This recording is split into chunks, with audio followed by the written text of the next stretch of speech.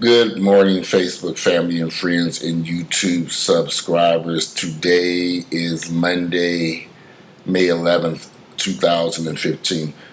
All right, so I've received a lot of criticism about some of the posts and videos I do, particularly about African American single black mothers here in the United States. I don't know much about single women around the world, but most of pretty much I know a lot about African American single mothers here in the United States and the problems and the issues that they have here raising their children, particularly their male children. So I get all these criticisms, and the first thing people say is, what about your situation? How did you end up in prison if you had such a great mother and father? Well, I never said I had a great mother and father.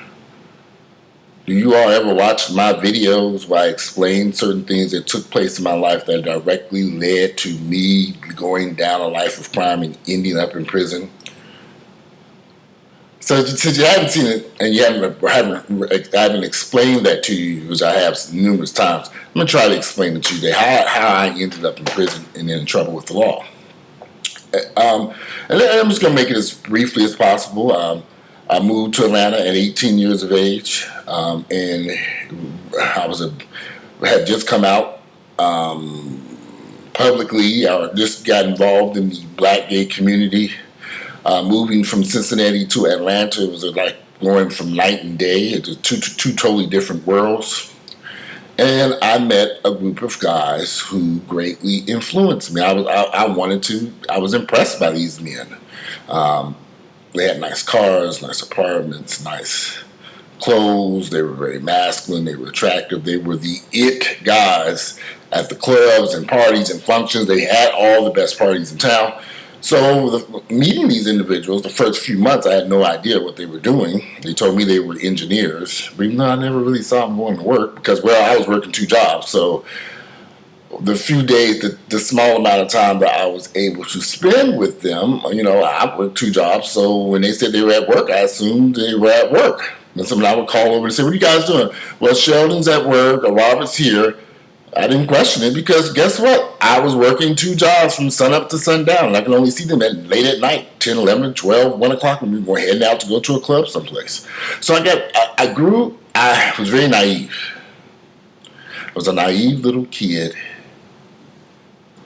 who had just moved to Atlanta. And I had spent the last few years of my teenage years fighting with my mother.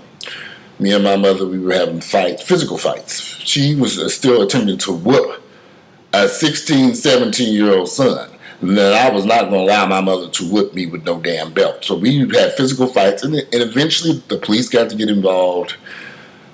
The court system got involved. We were back and forth through courts. It was a pretty bad situation because my mother really felt as if she would be able to control some man's, her son, me, who was almost twice the size of her. That's why I say fathers are important. Because while my mother was attempting to discipline me, I should have been with my father where he could have whooped my ass or at least been able to control me. My mother couldn't control me. And when I moved to Atlanta, I was really out of control. Oh yeah, I was working jobs and doing this. I was working two jobs.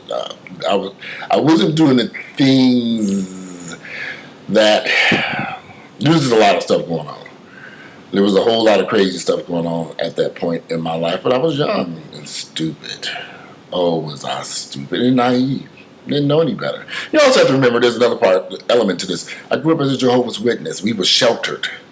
I didn't see a lot of stuff that was going on in the streets. I didn't know anything about crime and drugs other than don't do drugs. I didn't know anything about check writings and credit cards and shoplifting and boosting that. How would I learn this stuff? We were in Kingdom Hall from sun up to sundown, 4 and 5 nights a week, and then out in field service. So I went from a sheltered environment to out in the streets dealing with wolves. Vicious, nasty, horrible people who had been this way all their lives. These guys were from Detroit, Michigan. They didn't give a damn. Not only were they criminals, but their parents were criminals, and their parents have been criminals. This was something that had happened for generations with these men. But I didn't know this. I was falling in love with men that, when I say fall in love, we were friends, but I was infatuated with these guys. And they even told me, don't come back here ever again. And I would still show up over there just to stare at them because I really wanted to be like them. I wanted to be able to walk into a club and people would gather around and I could leave with anybody I want. It was just a whole lot. So I was young. Of course, I know better today at 45 years of age. Some of that mess, these guys are dead today. They all died from AIDS. They're all dead and gone. I'm still sitting here alive, HIV negative. So there were some things that took place in the early 90s with me moving here. Me being naive, dumb, stupid. My mother not being able to control me at all, trying her best. But my mother went and brought me a car. I was still technically living at home. There were some things that were going on between her and I. I was becoming a man. And I was around the wrong people, and she couldn't pull me away. She didn't know how to. Because I was not a little kid that you can just take a belt to anymore. She didn't know how to pull me off the street. See, this is what my father, had he been involved in my life in my teenage years. Well, my mother and father got divorced. My mother chose Jesus. Daddy moved to Mississippi. And I did move to Mississippi at one point with my father and stayed there for a few months, and then that didn't work out. Only because the school system was so screwed up down in Mississippi, and I didn't like it. And I ended up back in Cincinnati, Ohio, which had at that time, a decent school system. I don't have no clue what Cincinnati public schools is like today. But there were some things that took place in the early 90s. Now, this is the part you have to understand. I was gay. I didn't have any role models as a gay man. So when I moved to Atlanta and met these guys, they became my role models. And of course, I wanted to be like them. So when I found out what they were really up to, first I was frightened and scared, and I literally ran from them. And then gradually, my thought process began to change about it because they were still driving nice cars, living in nice apartments and homes, and they were living this lifestyle here. I was struggling, working at the Ramada Renaissance and Taco Bell. Yes, Taco Bell. I was working 2 jobs, and I was young, very young. And I think a lot of young people want things too quickly. I was a teenager. I was stupid. I was a kid. Like I say, tossed out to deal with wolves. I sit here grateful today because me going to prison actually saved my life. A lot of people don't understand that. But had I stayed on those streets with those guys, I probably wouldn't be here today. I'd be HIV positive because I was ripping and running with those guys, listening to everything that they said. Oh, Walter, get with him. He's fine. You need to get with him. Just stupid stuff that would have had an impact on me. So me getting in trouble literally a year after meeting them and ended up in jail for almost 2 years was life-saving for me. That's how I view it. Because it opened my eyes to what can happen to you if you do certain things. Later on, these guys went through a series of all of them going to prison, going to jail. Repeatedly, they were getting sick. It turned into a nightmare. I'm serious. It was not. What started off as fun and games in the early 90s, by the mid-90s, it was a catastrophe that you wouldn't even believe. Most of those guys were dead, sit in wheelchairs, walkers. It was just a catastrophe. You would see these nice, handsome, attractive men went to looking like skin and bones and death. It was, I remember Sheldon getting arrested one night. And the police officer had pulled him out of a car. The car had been reported stolen. It was a brand new car. And I hadn't seen Sheldon in a while, but I remember standing out there in front of the club, and I guess he was on his way to the club, or something happened. He got pulled over. The car was found out stolen. They pulled him out that car in a wheelchair, and it was just, I remember sitting there thinking, what is going on here? So I think, I knew that I would receive a lot of criticism from a whole lot of people because that's what we do. We tear each other apart. We don't build each other up. All we do is tear each other up. Walter, you think you somebody. No, Walter doesn't think he's anybody. Why do you think I'm doing these damn videos? I'm trying to reach out to younger people to get them to understand, please, think. Don't make the same mistakes that I made. I don't do these videos for people my age because these old fools, they old fools. I do these videos for younger folks. I do these people who are someone who's 18 or 19 years of age right now. Don't go down that path. Don't allow somebody to let you to trick you into going into a life of crime and getting a felony on your record, and you can't. And it creates all this havoc in your life. Get an education, and best of all, be patient. Be patient. Well, be patient with life. Go to school. Strive for something. Set a goal and achieve it. That's all I'm saying, guys. I mean, so I understand the criticism, and I expected it, and I will continue to expect it because some people just don't. They are going to just continue. Because some people, a lot of folks don't like what I'm doing with these videos and posts. They don't like it. They think that I'm saying too much. That I'm, it's just a whole bunch of foolishness. That doesn't make any sense. I'm just explaining the situation. I'm just telling you my story, what happened in my life, and I'm hoping that some people will learn from it and not make those same mistakes.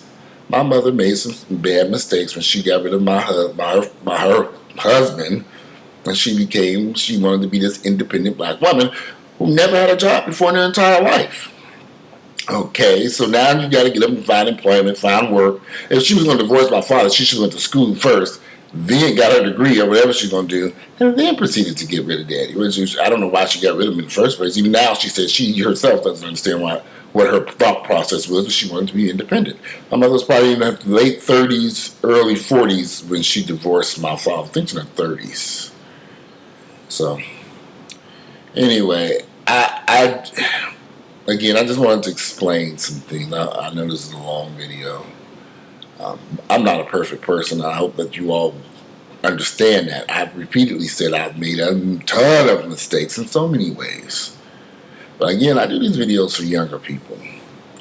People who want to learn something about my life, what it's like to be a black gay man, and what to expect and what not to do. Like I said, I'm 45 years of age. I think I've made it through the storm. I'm sitting here now alive, drinking a cup of coffee. I don't buy that expensive Starbucks mess. This is Folgers. Because I like Folgers. I just do. So anyway, if you like my videos, please click like, share with family, and members, and friends, and all them damn haters out there. I got a whole slew of them. And I'm hoping my message is clear and able to concise and that you can understand it. Maybe I'm not talking English. Am I butchering the language? I don't know. But I expect a lot of hate. And I expected some people to be criticizing me and attempt to tear me apart. I'm fine with it. You guys, you can't tear me apart. You know why? I've already torn myself apart. You can't blow me up. You know why? Because Walter has already blown himself apart. I've looked in the mirror. I know who I am. I know who I was. I know the mistakes that I've made. Can't criticize me. I've criticized myself enough to know how to correct these mistakes and move forward. I mean, that's all I can say. If you like my videos, share them with family and friends. And today is Monday. Get out there and enjoy life. Think before you do something. Don't do something stupid and rush into something.